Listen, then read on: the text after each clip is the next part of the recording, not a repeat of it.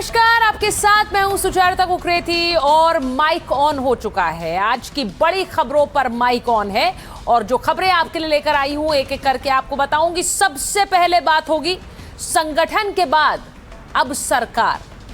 संगठन में बड़ा बदलाव कल हुआ, बीजेपी की टीम में बदलाव हुआ, उसकी खबर मैंने आपको दिखाई, उस पर कल माइक ऑन था। आज माइक ऑन कर रही हूं नरेंद्र मोदी की टीम क्या नई सिरे से बनने वाली है, सरकार में अब बदलाव क्या क्या हो सकते हैं, आज इस पर माइक ऑन है।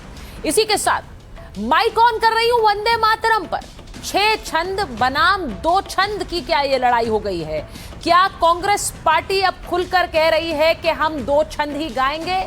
मल्लिकार्जुन खड़गे कांग्रेस के अध्यक्ष ने क्या बयान दिया जिसे लेकर आज फिर से इस द्वंद का चैप्टर खुल गया? माइक इस पर ऑन है। इसी के साथ माइक ऑन कर रही हूं रांची में आंदोलन पार्ट 2 पर। रांची में एक आंदोलन तो खत्म हुआ, लेकिन रांची से ही एक और आंदोलन की शुरुआत होने वाली है। उस आंदोलन की सुगबुगाहट कैसे हेमंत सोरेन को डरा रही है, आज इस पर माइक ऑन है। इसी के साथ माइक ऑन कर रही हूं दिल्ली रांची से सम्राट चौधरी कैसे अलर्ट हो गए हैं। बिहार में भी छात्रों के एक प्रदर्शन की जैसे ही सुगबुगाहट आई, सम्राट चौधरी ने तुरंत एक्शन लिया है। आखिर पटना में क्यों विरोध प्रदर्शन की शुरुआत हुई, आज इस पर माइक ऑन। इसी के साथ माइक ऑन कर रही हूं डोनाल्ड ट्रंप को ज्ञानेश कुमार पसंद है। वो ज्ञानेश कुमार जिन पर देश में विपक्षी पार्टियां खुलकर हमलावर हैं, उनकी तारीफ कर दी है डोनाल्ड ट्रंप ने। क्या इसका सीधा मतलब है कि भारत की चुनाव व्यवस्था अमेरिका में सराही जा रही है? इस पर माइक ऑन है। और इसी के साथ माइक ऑन कर रही हूं मराठी नहीं तो रोटी नहीं। यह सवाल इसलिए क्योंकि महाराष्ट्र में टैक्सी ड्राइवर्स को, ऑटो चालकों को कहा गया है कि उन्हें मराठी सीखनी पड़ेगी, नहीं तो वो उनका लाइसेंस रद्द होगा। आखिर इस बड़ी खबर में क्या सबकी रजामंदी है और इससे क्या देशव्यापी असर पड़ सकता है, जिस पर माइक ऑन। लेकिन सबसे पहले शुरुआत कर रही हूं वंदे मातरम पर छिड़े द्वंद्व की दूसरी चैप्टर पर।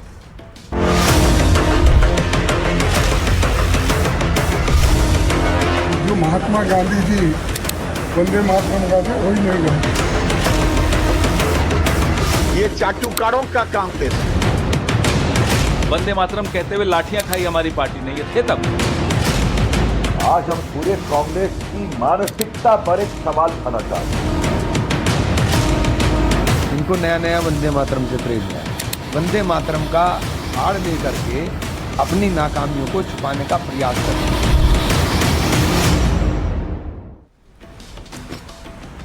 आज सबसे पहले शुरुआत कर रही हूं वंदे मातरम पर छिड़े हुए द्वंद्व के दूसरे चैप्टर की बात से, इसलिए क्योंकि एक बार फिर से कांग्रेस पार्टी ने साफ कर दिया कि वंदे मातरम के 2 छंद ही गाएंगे। जिस राष्ट्रगीत ने कभी देश को एकजुट किया, उस राष्ट्रगीत पर सियासी तलवारें खिंच गईं।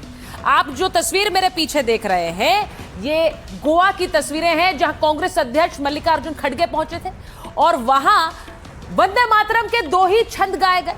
और जब सवाल उठे तो खड़गे जी ने सीधे कह दिया कि हम वही गाएंगे जो 1937 से गाया जा रहा है। तो ये जो तस्वीरें आप देख रहे हैं, ये वंदे मातरम गाते हुए गोवा में कांग्रेस के कार्यक्रम की तस्वीरें हैं, जहां खुद कांग्रेस अध्यक्ष कह रहे हैं 2 छंद ही गाएंगे।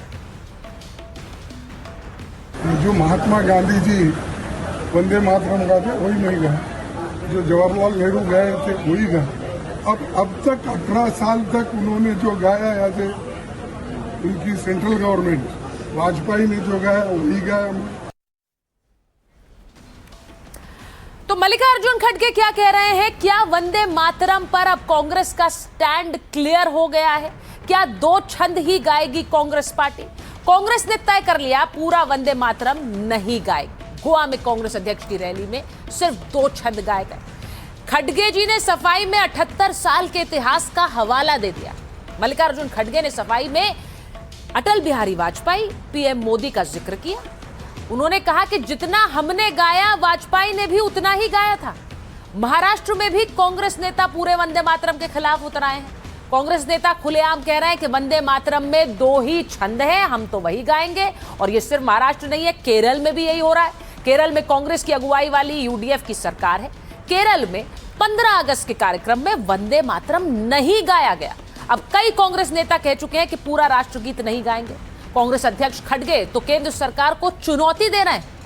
गांधी 2 ही छंद गाते थे, तो अगर आपकी हिम्मत है तो सरकार उन पर भी अब केस कर दे, ये कह रहे हैं मल्लिकार्जुन खड़गे। सुनिए। अच्छा नहीं, कंप्लेंट वो क्या फायदा है? जो महात्मा गांधी जी वंदे मातरम गाते वही नहीं गाए, जो जवाहरलाल नेहरू गाए थे वही गाए। अब तक 18 साल तक उन्होंने जो गाया ऐसे उनकी सेंट्रल गवर्नमेंट, वाजपेयी ने जो गाया वही गाया, और 12 साल तक इन्होंने चीफ मिनिस्टर होकर अब तक जो गाया वही वंदे मातरम गाया। अगर ये गुनाह है तो उन्होंने 18 साल से गुनाह कर रहे। अगर यही गुनाह है तो गांधी जी के ऊपर केस डालो, यही गुनाह है तो नेहरू जी के ऊपर डालो, यही गुनाह है तो वल्लभ भाई पटेल के ऊपर डालो। अरे ये तो इनको मालूम नहीं, लोग पैदा होने से पहले कांग्रेस वालों ने एक रेजोल्यूशन पास करके देश में कौन सा राष्ट्रीय गीत अपनाना ये किए हैं। तुम जो बोलते वही राष्ट्रगीत, आप जो कहते वही होगा। कल के दिन दूसरी सरकार आएगी, वो अगर कहे वही होता है। 90 साल से जो चल रहा है वही हम किए। तो आजादी के महापुरुषों का जिक्र कर दिया मल्लिकार्जुन खड़गे ने। उनका जिक्र करते हुए अटल बिहारी वाजपेयी का भी जिक्र कर दिया और कह दिया कि वाजपेयी जी भी तो यही 2 छंद गाते थे। सरकार ने वंदे मातरम पर कानून बनाया। ये कानून कहता है कि अब वंदे मातरम के सभी 6 छंद गाने होंगे, लेकिन कांग्रेस इसे मानने को तैयार नहीं। कानून को मानने से कांग्रेस को आखिर ये कानून मानने से दिक्कत क्या है? कानून तो बनते ही हैं सुधार के लिए। वंदे मातरम पर कानून भी इसलिए बना कि राष्ट्रगीत अब तक जिस सम्मान से वंचित था वो सम्मान उसे दिलाया जा सके। लेकिन अब कांग्रेस पार्टी क्या खुलकर ये स्टैंड ले रही है कि वो 2 छंद ही गाएगी। और ये मैं क्यों कह रही हूं, जरा इसे भी समझ लीजिए, क्योंकि सिलसिलेवार ढंग से जो बयान आ रहे हैं वो यही बताते हैं। क्योंकि कांग्रेस के बड़े नेता अब इस पर स्टैंड ले चुके हैं। एक एक करके आपको बताती हूं। कर्नाटक कांग्रेस के अध्यक्ष हैं बीके हरिप्रसाद, और उन्होंने क्या कहा है? उन्होंने कहा चाहे फांसी दे दो लेकिन वंदे मातरम के 2 ही छंद गाऊंगा। अब इसका मतलब यह है कि कांग्रेस पार्टी कर्नाटक में स्टैंड ले चुकी है। अब आप ये देखिए, इमरान मसूद हैं, सांसद हैं कांग्रेस पार्टी के। कल उनका माइक ऑन किया था मैंने इसी शो में, और वो कह रहे हैं कांग्रेस गुरुवर टैगोर की परंपरा निभा रही है। यानी उनका कहना, रविंद्रनाथ टैगोर ने 2 छंद ही कहे थे, हम वही गाएंगे। उन्होंने भी ये कहा कि मैं नहीं गाऊंगा पूरा वंदे मातरम। अब आपको दिखाती हूं पवन खेड़ा, सांसद कांग्रेस के, जो कह रहे हैं जो पार्टी ने तय किया हमने गाया, दिक्कत क्या है? यानी जो पार्टी तय कर रही है हम वही कर रहे हैं, यानी पार्टी ने तय कर लिया है 2 ही छंद गाएंगे। इसके साथ मुकुल वासनिक हैं कांग्रेस के सांसद, वो कह रहे कांग्रेस की परंपराओं पर विवाद खड़ा करना गलत है। यानी कि ये तो एक परंपरा रही है और आजादी से पहले की रही है, आपको इसमें क्या दिक्कत है? अब आगे बताती हूं। नाना पटोले कांग्रेस के नेता महाराष्ट्र से आते, कह रहे हाईकमान ने कहा वंदे मातरम 2 ही छंद में होता है। यानी हाईकमान ने जो कह दिया 2 छंद गाए जाने हैं तो 2 ही छंद गाए जाएंगे, ये नाना पटोले कर रहे हैं। और हुसैन दलवाई कह रहे हैं पूरा वंदे मातरम गाना सेक्युलरिज्म पर बड़ा सवाल है। यानी कि वो सीधे सीधे कह रहे हैं कि सेक्युलरिज्म को चोट है अगर आप हमें पूरा वंदे मातरम गाने के लिए कहेंगे। तो ये आपने सारे कांग्रेस के बड़े नेताओं के बयान सुन लिए। अब राष्ट्रगीत को लेकर कांग्रेस नेताओं ने इस रुख का विरोध हो रहा है। जेडीएस के नेता और केंद्रीय मंत्री एचडी कुमारस्वामी ने अपना विरोध जताने के लिए सोनिया गांधी के विदेशी मूल का सवाल उठा दिया है। ಈಗ ಸೋನಿಯಾ ಗಾಂಧಿಯಿಂದ ನೀವೇನು ಬಯಸಕ್ಕೆ ಸಾಧ್ಯ? ಸೋನಿಯಾ ಗಾಂಧಿ ಅವರೇನು ನಮ್ಮ ರಾಷ್ಟ್ರದವರ? ಅವರೇನೋ ಹಿಂದೆ ಮದುವೆ ಆದರೂ ಬಂದರು, ಆದರೆ ಅವ್ರ ರಕ್ತ ಹರಿತಿರೋದೆಲ್ಲ ಹೆಚ್ಚು ಕಡಿಮೆ ಇಟಲಿ ರಕ್ತವೇ ಅಲ್ವಾ? अब एचडी कुमारस्वामी सीधे सीधे सोनिया गांधी पर सवाल उठा रहे हैं। आप ये याद करिए कि उनके पिताजी को प्रधानमंत्री बनाया था, तो किस तरह से यही कांग्रेस की सरकार थी। लेकिन आज वो सोनिया गांधी पर सवाल उठा रहे हैं, कह रहे हैं वंदे मातरम विवाद के बीच उन्होंने सोनिया गांधी के देशभक्ति पर सवाल उठा दिया। केंद्रीय मंत्री कुमारस्वामी ने देशभक्ति पर सवाल उठाते हुए कहा सोनिया के विदेशी मूल को मुद्दा बनाया। सोनिया विदेशी मूल की हैं, उनसे क्या उम्मीद की जाए? सोनिया शादी के बाद आई और भारतीय नागरिक बनी, उनकी रगों में इटली का खून दौड़ रहा है। सोनिया इटली की इसलिए भारतीय भावनाओं के खिलाफ है। कर्नाटक में मंत्री रिजवान अरशद ने भी तीखा पलटवार किया इस पर। उन्होंने कहा कि कुमारस्वामी ने हताशा का सबूत दिया है। सोनिया गांधी देश के कई भारतीयों से ज्यादा भारतीय हैं। सोनिया के पति राजीव गांधी ने प्राणों की आहुति दी और राजीव ने आहुति दी, सोनिया का त्याग क्या, ये कह रहे हैं कुमारस्वामी। तो अब आप सोच लीजिए, वंदे मातरम के इस विवाद के बीच सोनिया गांधी का विदेशी मूल एक बार फिर एचडी कुमारस्वामी ने उठा दिया। बयानबाजी इस पूरे मुद्दे पर दोनों तरफ से हो रही है, जरा वो भी सुनिए।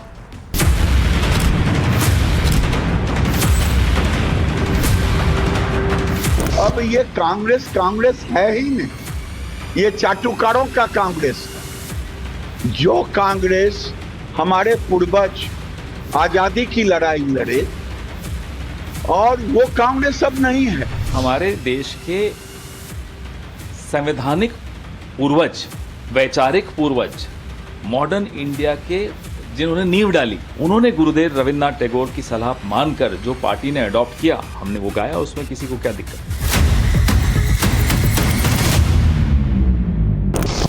36-37 में कांग्रेस का मुस्लिम लीग से पैक्ट हुआ था, और संभवतः इसी कारण से मुस्लिम लीग के द्वारा दबाव बनाया गया। आप सिर्फ 2 स्टैंजा गाइए, बाकी में हमारी धार्मिक भावनाएं आहत होती है। उसके बाद तो मुस्लिम लीग के लोग चले गए पाकिस्तान। गुरु रविन्द्रनाथ टैगोर जो सौंप के गए थे 1904 में, वो 1904 से लगातार कांग्रेस चलाती आ रही है और हर अधिवेशन के अंदर कांग्रेस के वो चलाया जाता है। इनको नया नया वंदे मातरम से प्रेम हुआ है। वंदे मातरम का आड़ लेकर के अपनी नाकामियों को छुपाने का प्रयास कर रहे हैं।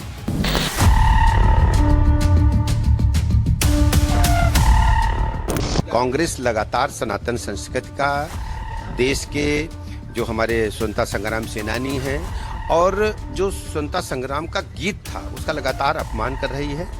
देश इन्हें कभी माफ नहीं। आजादी से पहले से कांग्रेस के अधिवेशन जब जब होते रहे हैं, तब तक कोई परंपराएं बनी हैं। अब उन परंपराओं को लेकर अगर कोई विवाद खड़ा करना चाहता है, तो मैं नहीं समझता हूं कि ये कोई मुनासिब हो सकता है।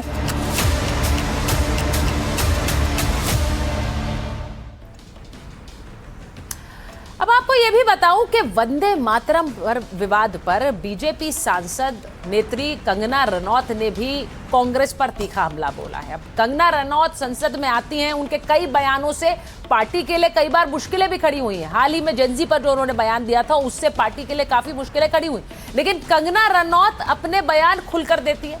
और इस बार कंगना रनौत ने बयान दिया है वंदे मातरम। वो क्या कह रही हैं? कंगना रनौत वंदे मातरम विवाद के बीच एक बार फिर कांग्रेस पर हमला कर रही थी। कंगना ने पूछा कि कांग्रेस को राष्ट्रगीत से इतनी नफरत क्यों है। कंगना रनौत ने कांग्रेस को पाकिस्तान से भी बदतर बता दिया। 15 अगस्त को पूरा राष्ट्रगीत बजा तो कांग्रेस नेता तड़पने लगे। ये कह रही कंगना, जितना कांग्रेस नेता तड़पे उतना पाकिस्तान भी नहीं तड़पता है। राष्ट्रगीत वंदे मातरम भारत की चेतना को दर्शाता है। बीजेपी का विरोध करते करते ये कांग्रेस पार्टी देश का विरोध करने लगी। कांग्रेस के नेता देश में हंसी का पात्र बन गए हैं, कह रही हैं कंगना रनौत।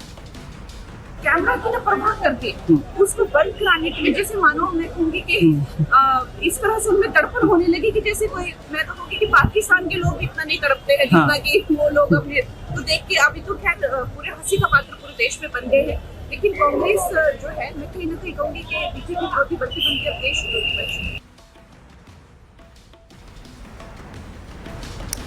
और अब माइक ऑन कर रही हूं आज की एक और बड़ी खबर पर। नितिन नबीन की टीम बदली है और अब बारी प्रधानमंत्री की नई टीम की है। नरेंद्र मोदी की नई टीम आने वाली है, आज इस पर माइक ऑन कर रही हूं। मोदी के मंत्री बदलने वाले हैं क्या? अब आपने तस्वीरें देखी, कल हमने आपको दिखाई कि बीजेपी के राष्ट्रीय अध्यक्ष यानी नितिन नबीन की टीम में बदलाव हुआ, संगठन के स्तर पर बदलाव हुआ, लेकिन अब मंत्रिमंडल के स्तर पर बदलाव होने वाला है। उसके बारे में आज आपको बताऊंगी, क्योंकि मंत्रिमंडल में जो बदलाव होगा वो सीधे सीधे नरेंद्र मोदी की नई टीम को सामने रखेगा। और क्या उसका समय आ गया है? मैंने पहले भी आपको बताया था कि मंत्री मंडल में फेरबदल होना अब किसी भी समय संभव है, तो उसी को लेकर अब आपको पूरी खबर बता रही हूं। मोदी मंत्रिपरिषद में फेरबदल की सुगबुगाहट तेज हो गई। विधानसभा चुनाव ध्यान में रखकर फेरबदल संभव है। सरकार में युवा चेहरों को जगह दी जा सकती है। प्रदर्शन के आधार पर कुछ मंत्री हटाए जा सकते हैं। 3 महीने में एनडीए के साथ 37 नए सांसद जुड़े हैं। 37 एनसीपीआई में शामिल टीएमसी से 24 सांसद आए। एनडीए के साथ शिवसेना यूबीडी से 6 सांसद आए। एनडीए के साथ जुड़े हैं। आम आदमी पार्टी के 7 राज्यसभा सदस्य बीजेपी में शामिल हुए। इनमें से कुछ सांसद केंद्र में मंत्री बनाए जा सकते हैं। डीएमके के मोदी सरकार में शामिल होने की चर्चाएं भी बहुत तेज रही हैं पिछले दिनों, उनसे भी चर्चा हुई है। एनसीपी के दोनों धड़ों को भी एक करने के प्रयास जारी है। अब सोचिए, अगर किसी तरह का विलय हुआ तो सत्ता में एनसीपी का हिस्सा भी बढ़ेगा। कैबिनेट में 2 मंत्री पद खाली हैं, 7 खाली हो सकते हैं। जॉर्ज कुरियन और रवनीत बिट्टू ने इस्तीफा दे दिया है। हरदीप पुरी, बीएल वर्मा का राज्यसभा कार्यकाल नवंबर तक खत्म हो जाएगा। अब अगर राज्यसभा फिर से नहीं भेजे गए तो मंत्री पद छोड़ना होगा। पंकज चौधरी यूपी और हर्ष मल्होत्रा दिल्ली के बीजेपी अध्यक्ष बनाए गए, तो एक व्यक्ति एक पद सिद्धांत के तहत मंत्री पद छोड़ सकते हैं। उधर पीयूष गोयल को बीजेपी का कोषाध्यक्ष बनाया गया है। ऐसे में क्या पीयूष गोयल भी मंत्री पद छोड़ सकते हैं? ऐसी सुगबुगाहट है। इसीलिए कह रहे हैं कि क्या मंत्रिमंडल में भी बड़ा फेरबदल होने वाला है। अब यह भी आपको बताऊं कि कल बीजेपी की एक नई टीम का ऐलान किया गया। संगठन के स्तर पर वो बदलाव था। इसमें किस तरह का एलिवेशन हुआ है, यानी कि जो प्रमोशन या बदलाव हुआ है, उसके बारे में भी आपको बताती हूं। इसमें विनोद तावड़े को यूपी का बीजेपी प्रभारी बनाया गया है। ये आज की खबर है। ये बीजेपी की चुनावी रणनीति का हिस्सा है। विनोद तावड़े की तस्वीरें देख रहे हैं। अब विनोद तावड़े संगठन पर अच्छी पकड़ रखते हैं और मिशन यूपी के कैप्टन बनाए गए हैं विनोद तावड़े।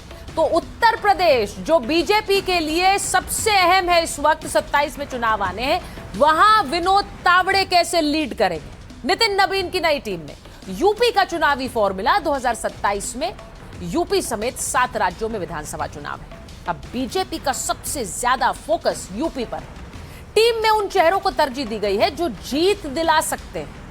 नितिन नवीन ने यूपी के 8 नेताओं को बड़ी जिम्मेदारी दी। नवीन ने विनोद तावड़े को यूपी का प्रभारी बनाया है।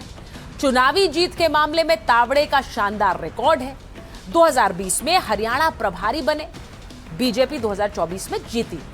22 में बिहार के प्रभारी बनाए गए, 25 में बीजेपी जीती। अब तावड़े सरकार और संगठन में बेहतर तालमेल बनाने के लिए जाने जाते हैं। ग्राउंड लेवल के कार्यकर्ताओं को लगातार एक्टिव भी रखते हैं। चुनावी रणनीति तैयार करने में भी वो माहिर माने जाते हैं। अब एनडीए सहयोगियों से बेहतर तालमेल बनाए रखते हैं। उत्तर प्रदेश में ओबीसी समाज के करीब 50% वोटर हैं। 24 में यूपी में बीजेपी के ओबीसी वोट में कमी आई थी, तो बीजेपी को लोकसभा की 29 सीटों का नुकसान हुआ था। तावड़े ओबीसी समाज से आते हैं, ओबीसी वोटर को जोड़ सकते हैं। यूपी में संगठन से जुड़ी दिक्कतों को भी वो समय समय पर सुलझाते रहे हैं।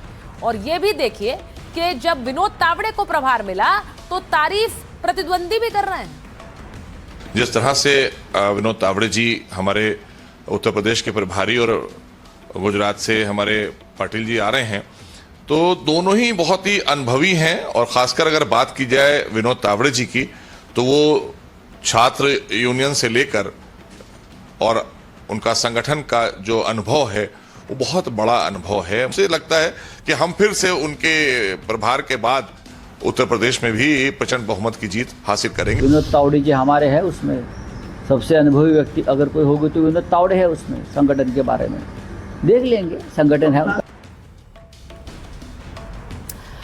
और अब माइक ऑन कर रही हूं एक और बड़ी खबर पर जो बिहार से है। 12 बजे धरने का ऐलान हुआ और 4 बजे समाधान हुआ। यह हुआ है बिहार में। अब इसकी पूरी कहानी आपको बताती हूं। दिल्ली और रांची के बाद अब छात्रों का गुस्सा पटना में भी देखने को मिला। टीचर भर्ती यानी टीआरई 4 की भर्ती में देरी के खिलाफ छात्रों ने गुस्सा जाहिर किया, तो आज पटना के गर्दनीबाग में आमरण अनशन पर बैठने का ऐलान कर दिया। 12 बजे ऐलान हुआ और 4 बजे समाधान हो गया। आज यही खबर है। दिल्ली में प्रदर्शन की तस्वीरें सबने देखी।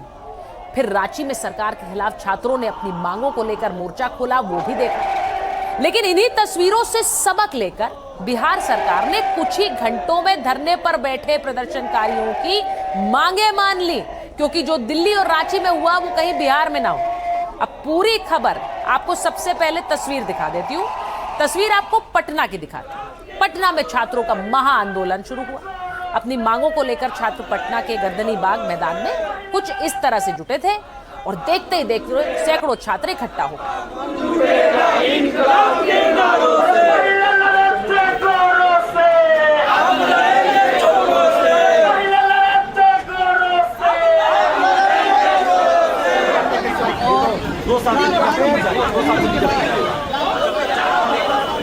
अब यहाँ पर प्रदर्शन हो रहा था और प्रदर्शन में सियासतदान न आए ऐसा हो नहीं सकता है। तो छात्रों के प्रदर्शन को समर्थन देने के लिए पूर्णिया से सांसद पप्पू यादव पहुंच गए। अब देखिए छात्रों के ठीक बीच बैठे हैं नीले गमछे के साथ पप्पू यादव, और वो छात्रों के समर्थन में बैठे थे, प्रदर्शनकारियों के साथ थे। ये भी देखिए।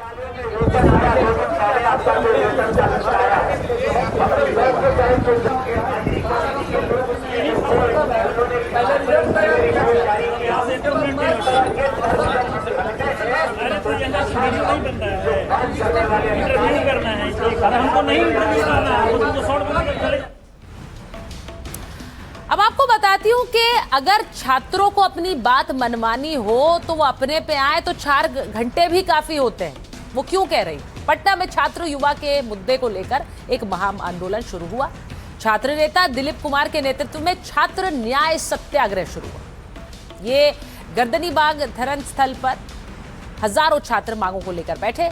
बीपीएससी टीआरई 4 अधिसूचना जारी करना छात्रों की मुख्य मांग थी, यानी कि भर्ती परीक्षाओं में पारदर्शिता, पेपर लीक पर एक्शन की मांग थी। आंदोलनकारी छात्र शिक्षा मंत्री के इस्तीफे की मांग कर रहे थे।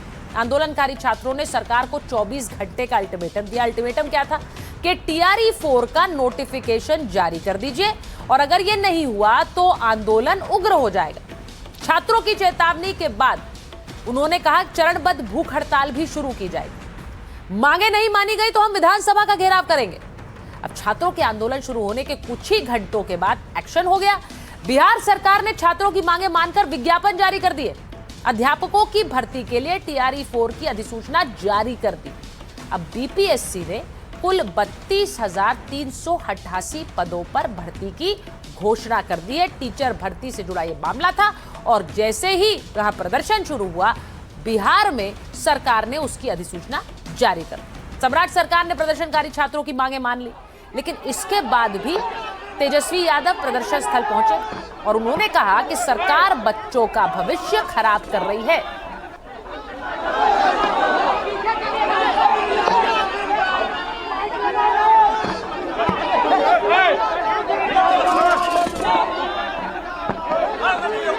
अगर आप संवाद करें छात्रों से, नौजवानों से, तो पता चलता कि सरकार के प्रति इतना भारी गुस्सा, इतना आक्रोश है और ये सरकार इतनी निकम्मी है कि इनको घोटाला करने से फुर्सत ही नहीं है।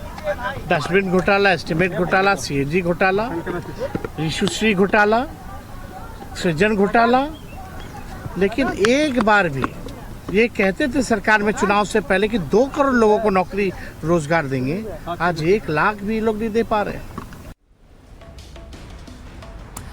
और इस बीच आपको बताऊं कि राष्ट्रीय जनता दल प्रमुख लालू यादव ने भी छात्र युवा मुद्दों को लेकर सरकार पर निशाना साधा। उन्होंने सोशल मीडिया प्लेटफॉर्म एक्स पर पोस्ट करते हुए कहा कि छात्र और युवा पेपर लीक, बदहाल शिक्षा व्यवस्था, पक्षपातपूर्ण भर्ती प्रक्रिया और बेरोजगारी से बहुत परेशान हैं। लालू यादव ने 19 अगस्त को प्रस्तावित लोक भवन मार्च में ज्यादा से ज्यादा लोगों से भाग लेने की अपील की। अब 19 अगस्त को लोक भवन मार्च है। इससे पहले आरजेडी ऑफिस के बाहर कुछ पोस्टर लग गए। ये देखिए, ये पोस्टर लगे हुए हैं। 19 तारीख का इसमें जिक्र है और 19 तारीख का जिक्र करते हुए इसमें ये मांग की गई है कि सब छात्र ज्यादा से ज्यादा इसमें जुटे। ये मार्च लोक भवन तक निकाला जाएगा।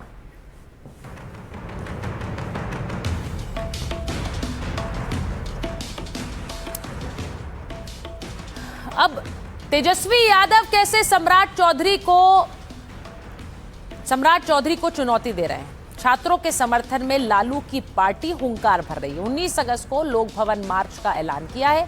पेपर लीक शिक्षा व्यवस्था के खिलाफ ये आंदोलन होगा। छात्र युवाओं से मार्च में शामिल होने की अपील कर रहे हैं। छात्रों के मुद्दे पर सरकार से जवाब मांगना उद्देश्य है। तेजस्वी यादव लगातार सरकार पर हमलावर हैं। सोशल मीडिया पर पोस्ट कर कई सवाल पूछ रहे थे। उन्होंने सवाल पूछा कि बिना पेपर लीक कोई परीक्षा क्यों नहीं होती है? क्या नौकरी में निष्पक्ष पारदर्शी चयन होता है? बिहार शिक्षा के क्षेत्र में लगातार पीछे क्यों है? क्या भर्ती प्रक्रिया में भेदभाव पक्षपात नहीं होता? AK-47 से फायरिंग पर भी सवाल उठाए। आरजेडी का आरोप था कि छात्रों को दबाया जा रहा है, तो इसको लेकर सवाल उठाए जा रहे हैं। अब लालू यादव की पार्टी के इस मार्च पर कैसे बिहार का सियासी पारा हाई है, ये भी सुनिए।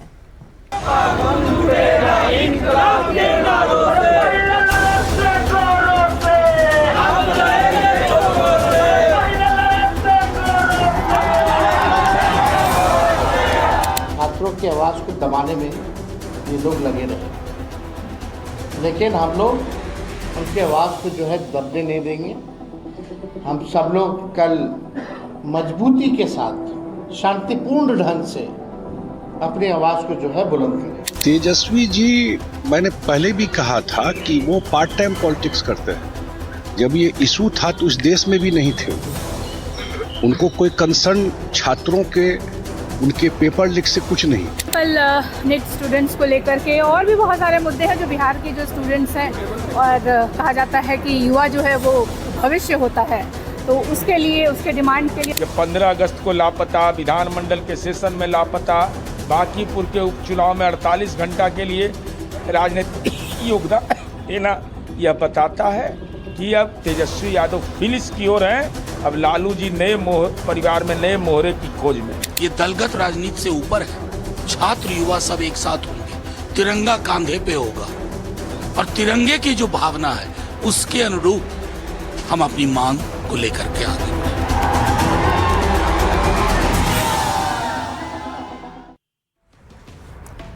अब आपको ये बताऊं कि रांची में भले ही सोरेन सरकार ने आंदोलनकारी छात्रों की मांग मान ली है, भले ही देवेंद्र महतो ने अनशन खत्म कर दिया हो, लेकिन फिर भी सोरेन सरकार के लिए एक तरफ कुआं है, दूसरी तरफ खाई जैसी स्थिति है। दो तस्वीरें आपको दिखाती हूं, दो तस्वीरें दिखाइए जरा। पहले छात्र मांग कर रहे थे कि सभी विवादित परीक्षाओं को रद्द किया जाए। सरकार ने यह मांग मान ली, लेकिन सरकार के इस फैसले के बाद वो अभ्यर्थी प्रदर्शन करने उतर आए जिनकी भर्ती CGL के जरिए हुई थी। अब उनकी नौकरी पर सवाल खड़ा हो गया है। तो किसी की खुशी दूसरे के लिए गम बन गया है। अब किसी का जश्न दूसरे के लिए प्रदर्शन बन गया है। ये जो तस्वीरें आप देख रहे हैं, ये वही कहानी बयां करती है। अब आपको तस्वीरें दिखाती हूं। पहले कैसे मांग पूरी होने पर रांची में छात्रों ने जश्न मनाया क्योंकि परीक्षा रद्द कर दी गई। तो ये छात्रों ने कुछ इस तरह से जश्न मनाया।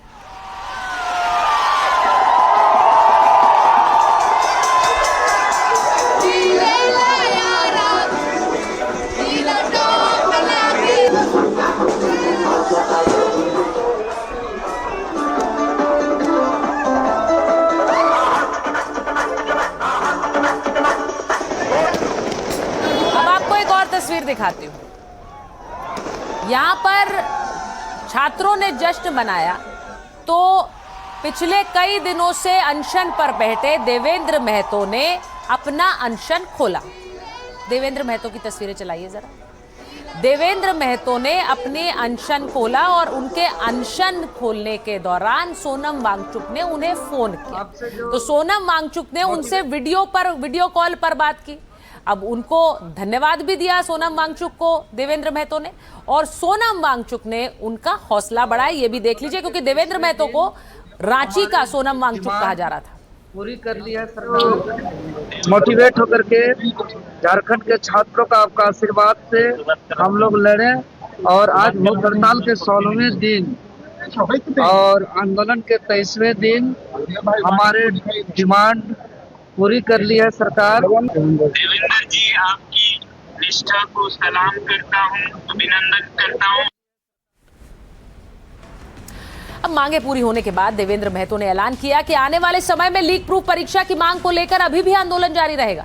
आंदोलन का पहला चरण पूरा हुआ है, अब दूसरे चरण की बारी है, ये भी सुनिए। देखिए, प्रथम चरण जो धांधली हुई थी उस पर कार्रवाई हो गया और हमने रद्द को भी बहुत बार देखा है जीवन में, सीबीआई और सीआईडी जांच को भी बहुत देखा है।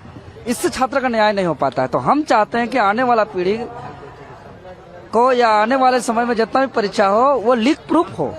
लीक प्रूफ परीक्षा व्यवस्था का मेरा डिमांड है। आंदोलन प्रथम चरण समाप्त होकर के फिर अगला दूसरा चरण पे हम लोग आएंगे, क्योंकि देखिए 14 परीक्षा रद्द हुई है, ऐतिहासिक जीत है। तो आपने सुना कि पहला चरण हो गया, लेकिन दूसरे चरण की तैयारी करना है। सोरेन सरकार के एक फैसले से एक आंदोलन थोड़ी देर के लिए थम गया है, लेकिन दूसरा खड़ा हो गया है। अब सीजीएल में सफल अभ्यर्थी झारखंड मंत्रालय के बाहर इकट्ठा हो गए। कहा कि हर तरह की जांच के लिए तैयार हैं, लेकिन नौकरी नहीं ली जानी चाहिए। अब ये इसलिए कह रहे हैं क्योंकि जब परीक्षा रद्द हुई तो उस परीक्षा को जिन्होंने क्लियर कर लिया उनके भविष्य पर बात आ गई, तो अब आंदोलन के लिए वो खड़े हो गए। सरकार के फैसले से एक प्रदर्शन खत्म हुआ है, दूसरा शुरू हो गया है। सोरेन सरकार का छात्रों की सभी मांगे मानने का ऐलान हुआ, तो विवादित परीक्षाओं को रद्द करने का बड़ा फैसला हुआ। टीडीपीएल की ओर से कराई गई सभी परीक्षाएं रद्द कर दी गई। मुख्यमंत्री हेमंत सोरेन ने खुद इस फैसले का ऐलान किया। विवादित जो जेएसएससी सीजीएल परीक्षा थी उसको भी सरकार ने रद्द कर दिया। अब आपने देखा महतो ने अनशन तोड़ा और धरना दे रहे छात्रों ने जश्न मनाया, लेकिन दूसरी तरफ इस फैसले के विरोध में उतरे सीजीएल अभ्यर्थी प्रोजेक्ट भवन के बाहर जुटे और पहले से कार्यरत सीजीएल अभ्यर्थी आंदोलन के दबाव में जेएसएससी सीजीएल रद्द करने का आरोप लगा रहे। अभ्यर्थियों ने सीएम से सवाल किया कि उनकी गलती क्या है, उन्होंने तो परीक्षा पास की थी। अभ्यर्थियों ने कहा कि नियुक्ति अदालत के आदेश पर हुई थी, तो सरकार के फैसले से एक रात में उनकी नौकरी छीन ली गई।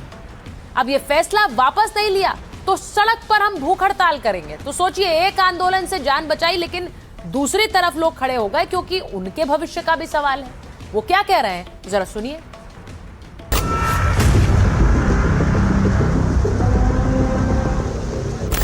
फैमिली वाले को फेस नहीं कर पा रहे हैं, घर हम नहीं गए हैं क्योंकि सीजीएल में जॉब हुआ उसके चलते हम सेंट्रल जॉब छोड़ दिए। घर वाले का क्या फेस दिखाएंगे हम।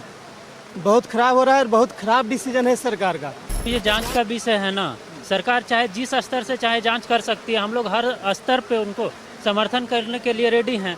अगर कहीं से भी किसी भी एंगल से अगर हम लोग उसमें इन्वॉल्व मिलते हैं तो हमको बिना कुछ बताए जो करना है, फांसी देना चाहे तो फांसी दे दे, कोई दिक्कत नहीं। बीएसएनएल में मैं था 8 साल, केरला में रहा था। कब आए आप यहाँ? ये जनवरी में ज्वाइन किया मैं जी। अब आपके पास वापस जाने का विकल्प है? मेरे पास कोई वापस जाने को कोई विकल्प नहीं है। हम लोग के पैरों तले जमीन खिसक गया। हमारे सारे घर वाले, सारे रिश्तेदार सब फोन कर रहे हैं कि अचानक से क्या डिसीजन हो गया।